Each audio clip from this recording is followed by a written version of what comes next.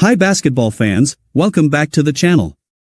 Before we go any further, pause for just 1 second, hit that like button, subscribe to the channel, and drop a comment answering this honestly. If you were MiLaysia Fulwiley, would you still make the same decision today?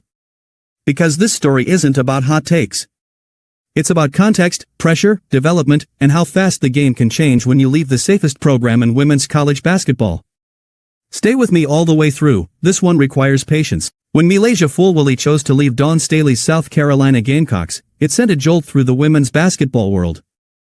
Not because players don't transfer, but because very few willingly step away from a program that offers stability, national relevance, elite development, and a coach whose resume speaks for itself. South Carolina wasn't rebuilding. They weren't slipping. They were still a destination. And Fulwiley wasn't buried, she was being shaped. But for a player with her personality, flair, and confidence, patience can feel like restriction. At South Carolina, Fulwiley lived inside a system that demanded discipline first. Defense before freedom. Reads before reactions. Staley's approach has always been clear: earn your shine. And while Fulwiley had moments of brilliance, she was also learning restraint, how to impact winning without always dominating the ball. That process isn't glamorous. It doesn't always trend on social media. But it builds pros. Leaving that environment wasn't just about minutes or touches. It was about control. About stepping into a space where her game could breathe freely, where creativity wasn't filtered, where mistakes might be tolerated longer. On paper, it made sense. Then reality arrived. At LSU, Fulwiley didn't enter a finished product. She entered uncertainty. A roster still searching for identity. A team navigating expectations it hadn't yet stabilized. A fan base and media environment that wanted instant returns. And suddenly, Fulwiley wasn't just a piece, she was viewed as a solution. That's a heavy burden for any player, especially one still growing. Early flashes kept hope alive. There were moments where her talent jumped off the screen, quick bursts, fearless attacks, sequences that reminded everyone why she was so coveted. But basketball isn't judged on flashes. It's judged on what happens over 40 minutes, over weeks, over adversity. And that's where LSU began to wobble. Losses piled up in ways that didn't align with expectations. Defensive breakdowns. Poor late-game execution. Stretches where the offense stalled and the pressure visibly mounted. And when teams struggle, the spotlight doesn't spread evenly, it narrows. Fulwiley felt it. Every missed shot felt louder. Every turnover felt symbolic. Every comparison to South Carolina, intentional or not, hung in the air.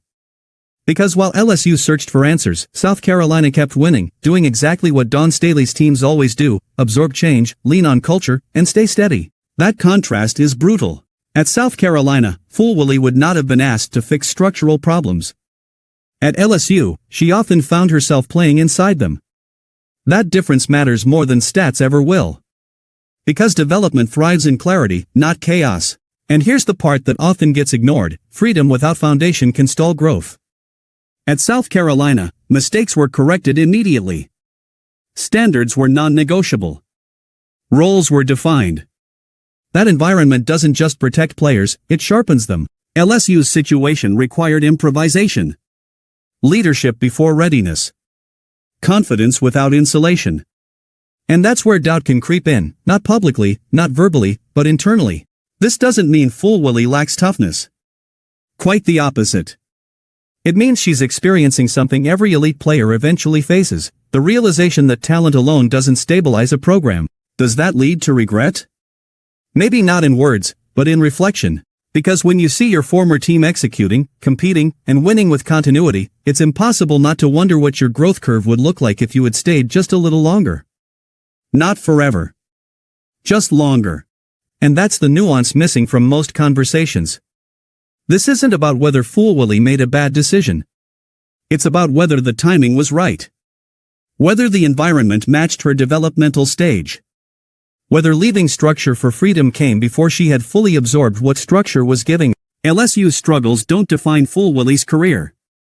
But they do challenge the assumption that stepping away from elite programs accelerates stardom. Sometimes it does. Sometimes it exposes gaps that were previously being protected. Right now, Fulwiley is learning lessons that don't show up in highlights: how to lead through losses, how to stay confident without momentum, how to grow when expectations outpace results. Those lessons are painful, but they're real. And the story is still being written. The real question isn't whether she regrets leaving today.